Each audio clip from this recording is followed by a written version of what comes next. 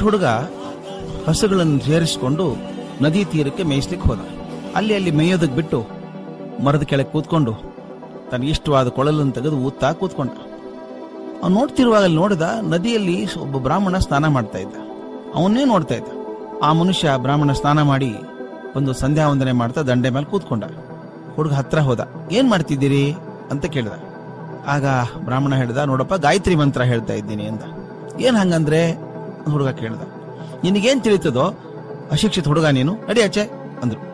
ಸರಿ ಹೋಗ್ತೇನೆ, ಅದೊಂದು ಪ್ರಶ್ನೆ, ನೀ ಮಂತ್ರ ಹೇಳುವಾಗ ಮೂಗ್ ಯಾಕೆ ಹಿಡ್ಕೊಂಡಿದ್ರಿ, ಮೂಗ್ ಮುಚ್ಕೊಂಡಿದ್ರಲ್ಲ ಯಾಕೆ ಅಂತ. ಅದು ಮೂಗ್ ಮುಚ್ಚೊಳಗಲ್ಲ, ಅದು ಪ್ರಾಣಾಯಾಮ ಮಾಡಬೇಕು. ಹಾಗೆ ಶ್ವಾಸ ಸರಿಯಾಗಿ ಗಟ್ಟಿ ಹಿಡ್ಕೊಂಡಾಗ ಮನಸ್ಸು ಏಕಾಗ್ರ ಆಗಿ ಭಗವಂತನ ದರ್ಶನ ಆಗ್ತದೆ ಅಂತ ಬ್ರಾಹ್ಮಣ ಹೇಳ್ದ. ಹುಡುಗ ಹೌದಾ, ಮೂಗ್ ಹಿಡ್ಕೊಂಡ್ರೆ ದೇವರ ದರ್ಶನ ಆಗ್ತದಾ ಅಂದ. ಸ್ವಲ್ಪ ಹೊತ್ತು ಏನ್ ಮಾಡಿದ ಗೊತ್ತಾ ಹುಡುಗ, ಬ್ರಾಹ್ಮಣ ಹೋದ ಸಂಧ್ಯಾವಂದನೆ ಮುಗಿಸ್ಕೊಂಡು. ಇವನು ಗಟ್ಟಿಯಾಗಿ ಮೂಗ್ ಹಿಡ್ಕೊಂಡ್ಬಿಟ್ಟ. ಉಸಿರಾಡಿಸ್ಬೇಕು ಅಂತ ಗೊತ್ತಿಲ್ಲ, ಮೂಗ್ ಮುಚ್ಕೊಂಡ್ಬಿಟ್ಟ ನಾನು ಬಗೆಯಾಗಿ. ಭಗವಂತ ನೀನ್ ಕಾಣೋ ತನಕ ನಾ ಮೂಗ್ ಬಿಚ್ಚಲ್ಲ ನಾನು ಅಂದ. 10 ಸೆಕೆಂಡ್ ಆಯ್ತು, 20 ಸೆಕೆಂಡ್ ಆಯ್ತು, ಬಿಡೋದಿಲ್ಲ ಕೈ ಹುಡುಗವ. ಉಸಿರೇ ನಿಂತಾಯ್ತು, ಬಿಡು, ಮೂಗ್ ಹಿಡ್ಕೊಂಡ್ಬಿಟ್ಟಿದ್ದಾನೆ ಗಟ್ಟಿ. ಆ ಮುಗ್ಧತೆ ಒಂದು ಸತ್ಯ ಹೋಗ್ತೀನಿ ನಾನು, ಭಗವಂತ ಬರದೇ ಹೋದ್ರೆ ಅಂತ. ಅವನ ನಂಬಿಕೆಗೆ ಮನಸ್ಸೋತು, ದೇವರು ಬಂದ್ಬಿಟ್ಟಂತೆ ಮುಂದೆ ಪ್ರತ್ಯಕ್ಷ ಆಗಿ. ಮಗು ಮೂಗ್ ಬಿಡಪ್ಪ, ನಾ ಬಂದಿದ್ದೇನೆ ನೋಡು, ಭಗವಂತ ಬಂದಿದ್ದೇನೆ ಅಂದ. ಹುಡುಗ ಭಗವಂತ ಆಶ್ಚರ್ಯಪಟ್ಟ. ನೀನೇ ಭಗವಂತ ಅಂತ ಹೆಂಗ್ ನಂಬೋದು ಅಂತ ಕೇಳ್ದ. ನಾನು ಸತ್ಯ ಹೇಳ್ತೇನಪ್ಪ, ನೀನೇ ಬೇಕಾದ್ರೆ ಪರೀಕ್ಷೆ ಮಾಡು ಅಂತ. ಹಾಗಾದ್ರೆ ಒಂದು ಕೆಲಸ ಮಾಡು, ನೀ ಇಲ್ಲೇ ಇರು, ಆ ಬ್ರಾಹ್ಮಣನ್ ಕರ್ಕೊಂಡ್ ಬರ್ತೇನೆ, ಅವನೇ ನೀನು ಭಗವಂತ ಅಂತ. ನೋಡಿದವ್ರಲ್ಲ ಭಗವಂತ, ನಾವು ನೋಡಿದಾರಂತೆ, ನೀನೇ ಭಗವಂತ ಅಂದ್ರೆ ಸರಿ ಅಂದ್ರು. ನೋಡೋ, ನಾ ಬರೋ ತನಕ ಇಲ್ಲೇ ಇರ್ಬೇಕು ನೀನು ಅಂತ ಹೇಳಿ ಹಗ್ಗ ತಗೊಂಡು ಭಗವಂತನ ಗಿಡಕ್ಕೆ ಕಟ್ ಹಾಕಿದ್ನಂತೆ. ಓಡ್ ಹೋಗಿ ಬ್ರಾಹ್ಮಣನ್ ಕರ್ಕೊಂಬಂದ. ನೋಡಿ, ನೀವು ಮೂಗ್ ಹಿಡ್ಕೊಂಡು ಪೂಜೆ ಮಾಡುವಾಗ ಭಗವಂತ ಬರ್ತಾನೆ ಅಂದ್ರಲ್ಲ, ಇವನೇ ಹೌದಲ್ಲೋ, ಇವನೇ ಭಗವಂತ ಹೌದಲ್ಲೋ ಅಂತ ಕೇಳಿದಂತೆ. ಅವನು ಪಾಪ ಹುಟ್ಟಿನಿಂದ ಮಾತ್ರ ಬ್ರಾಹ್ಮಣ, ಮನಸ್ಸು ಶುದ್ಧ ಆದದ್ದಲ್ಲ. ಅವನಿಗೇನೂ ಕಾಣಿಸ್ಲಿಲ್ಲ, ಗಿಡ ಒಂದೇ ಕಾಣಿಸ್ತಾ ಇತ್ತು. ಸ್ವಾಮಿ ಎಲ್ಲಿ ಭಗವಂತ ಎಲ್ಲಿ ಅಂತ ಕೇಳ್ದ. ಅಲ್ಲಿದ್ದಾನಲ್ಲ ಸ್ವಾಮಿ, ಕಟ್ಟಿ ಹಾಕಿದ್ದೀನಿ ನೋಡಿ, ಹಗ್ಗ ಕಟ್ಟಿ ಹಾಕಿದ್ದೀನಿ, ಅವನೇ ಭಗವಂತ ಅಲ್ವಾ.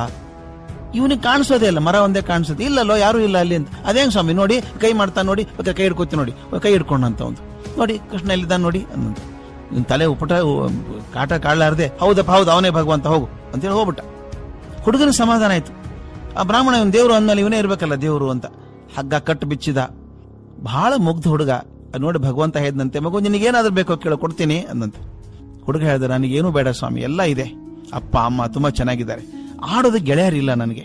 ಅದಕ್ಕೊಂದು ಕೆಲಸ ಮಾಡೋಣ, ದಿನ ಬಂದು ನಾನು ಹಸುನ್ ಬಿಟ್ಬಿಡ್ತೀನಿ, ನಾನು ಮೇಯೋದಿಕ್ಕೆ ಒಬ್ಬನೇ ಇರ್ತೀನಿ, ನನ್ನ ಜೋಡಿ ಆಟ ಆಡ್ತೀಯ ದಿನ ಬಂದು. ಆಯ್ತಪ್ಪ ಬರ್ತೀನಿ, ಕಾಜ್ ಬಿಡು. ಹಾಗಾದ್ರೆ ನಾ ಏನ್ ಮಾಡ್ತೀನಿ, ಗಟ್ಟಿಯಾಗಿ ಮೂಗ್ ಹಿಡ್ಕೊಂಡ್ಬಿಡ್ತೇನೆ, ಹಿಡ್ಕೊಂಡ್ಕೊಳ್ಳಿ ಬರ್ಬೇಕು ಅಂತ ಕರಾರ್ ಹಾಕಿದ. ದೇವ್ರು ಒಪ್ಕೊಂಡಂತೆ. ಹಲವಾರು ವರ್ಷಗಳವರೆಗೆ ಈ ಹುಡುಗ ಭಗವಂತನ ಜೋಡಿ ಹಸು ಮೇಯಿಸುವಾಗ ದಿನ ಆಟ ಆಡೋನು, ಕಾಲು ಕಳೆಯೋನು. ಒಂದಿಷ್ಟೋ ವರ್ಷ ಆದ್ಮೇಲೆ ಬ್ರಾಹ್ಮಣ ಅದೇ ದಾರಿಯಲ್ಲಿ ಮತ್ತೆ ಬರ್ತಾ ಇದ್ದ. ಈ ತರುಣ ಓಡ್ ಹೋಗ ನಮಸ್ಕಾರ ಮಾಡಿದ್ದಂತೆ. ಸ್ವಾಮಿ, ನಿನ್ನಿಂದಾಗಿ ನನ್ನ ಭಗವಂತನ ಜೋಡಿ ಆಟ ಆಡುವಂತ ಅವಕಾಶ ಸಿಕ್ತು. 16 ವರ್ಷ ಆಯ್ತು ಈಗ ಇದೇ ರೀತಿ ಭಗವಂತ ಆಟ ಬಂದಿದ್ದೀನಿ ನಾನು ಅಂತೆಲ್ಲ ಹೇಳಿದ. ಆಗ ಬ್ರಾಹ್ಮಣ ಇದ್ದಂತೆ, ಮಹಾನುಭಾವ ನಿನಗ್ ದರ್ಶನ ಆಯ್ತಲ್ಲೋ, ನನಗಾಗ್ಲಿಲ್ಲ, ಒಂದ್ಸಲ ದರ್ಶನ ಮಾಡ್ಸಪ್ಪ ಭಗವಂತಂದು ಅಂದಂತೆ. ಹುಗ್ಗ ಗಟ್ಟಿ ಮೂಗಿ ಹಿಡ್ಕೊಂಡ, ಬರ್ಲಿಲ್ಲ ಭಗವಂತ. ಗಟ್ಟಿ ಹಿಡ್ಕೊಂಡ, ಭಗವಂತ ನೀ ಬರ ಸತ್ತೋಗ್ತೀನಿ ನಾನು ಅಂದ. ಭಗವಂತ ಬಂದ. ತರುಣ ಹೇಳ್ದ, ಪಾಪ ಬ್ರಾಹ್ಮಣರು, ಅವರಿಂದಾಗ ನನಗೆ ನಿನ್ ದರ್ಶನ ಆಯ್ತು, ನೀನ್ ದರ್ಶನ ಕೊಡು ಅವರಿಗೆ. ಬ್ರಾಹ್ಮಣ ಕೇಳ್ತಿದ್ದಾನೆ, ದರ್ಶನ ಕೊಡು ಅಂತ. ಆಗ ಭಗವಂತ ಹೇಳಿದಂತೆ, ನೋಡಪ್ಪ ಅವನು ಹೇಳು, ನಾನು ಸಿಗೋದು ಮಂತ್ರಕ್ಕಲ್ಲ, ಪೂಜೆಗಳ ಆಡಂಬರಕ್ಕೂ ಅಲ್ಲ, ನಾನು ಸಿಗೋದು ಯಾವ ಮನಸ್ಸಿನಲ್ಲಿ ಪ್ರೀತಿ ಇದೆಯೋ, ಮುಗ್ಧತೆ ಇದೆಯೋ ಅವರಿಗೆ ಮಾತ್ರ ಸಿಗೋದು. ನಿಮ್ ಗುರುವಿಗೆ ಹೇಳಿ, ನೀನು ಮುಂದಿನ ಜನ್ಮದಲ್ಲಾದ್ರೂ ಪ್ರಾರ್ಥನೆ ಮಾಡುವಾಗ ಮನಸ್ಸನ್ನ ಸ್ವಚ್ಛ ಇಟ್ಕೊಂಡು ಶುದ್ಧ ಮನಸ್ಸಿಂದ ಪ್ರಾರ್ಥನೆ ಮಾಡೋ ಕೇಳು, ದರ್ಶನ ಭಾಗ್ಯ ಸಿಕ್ಕಿತು ಅಂತ ಹೇಳಿ ಮಾಯಾದ. ಸ್ವಾಮಿ, ನಾವು ಏನೇನೋ ಹೋಮ ಮಾಡ್ತೀವಿ, ಯಾವ್ಯಾವ್ದು ಹವನ ಮಾಡ್ತೀವಿ, ಹಿಂಗಾದ್ರೆ ಒಳ್ಳೇದಾಗ್ತದೆ, ಹಿಂಗಾದ್ರೆ ಅಧಿಕಾರ ಬರ್ತದೆ, ಹಿಂಗಾದ್ರೆ ಅಧಿಕಾರ ಉಳ್ಕೊಳ್ಳುತ್ತೆ ಅಂತ ಏನೇನೋ ಮಾಡ್ತೀವಲ್ಲ ನಾವು. ಹೋಮ, ಹವನ, ಪೂಜೆ, ಸಮಾರಾಧನೆ, ಉತ್ಸವ, ಇದು ಎಲ್ಲದರದ್ದು ಮೂಲ ಭಕ್ತಿ, ಸಂಪೂರ್ಣ ಶ್ರದ್ಧೆ, ಆರ್ತತೆ. ಅದಕ್ಕೆ ಮಾತ್ರ ಭಗವಂತ ಒಲಿತಾನೆ. ಇಲ್ವಾದ್ರೆ ಈ ಗಲಾಟೆಗೆ ಅವನು ಕೂಡ ಇರಲ್ಲ, ಓಡಿ ಹೋಗ್ತಾನೆ. ದೇವ ಮಂದಿರ ಭಜನೆ ಪೂಜೆ ಪ್ರಸಾದಗಳು ಜೀವನದ ಅಲಂಕಾರ, ಮನಸ್ಸಿನುದ್ಧಾರ. ಭಾವವಂ ಕ್ಷುಲ್ಲ ಜಗದಿಂ ಬಿಡಿಸಿ ಮೇಲ್ವೈವವು ಆವುದಾದರ ಒಳಿತು ಮಂಕುತಿಮ್ಮ ಅಂತ ಹೇಳಿಲ್ವೇ.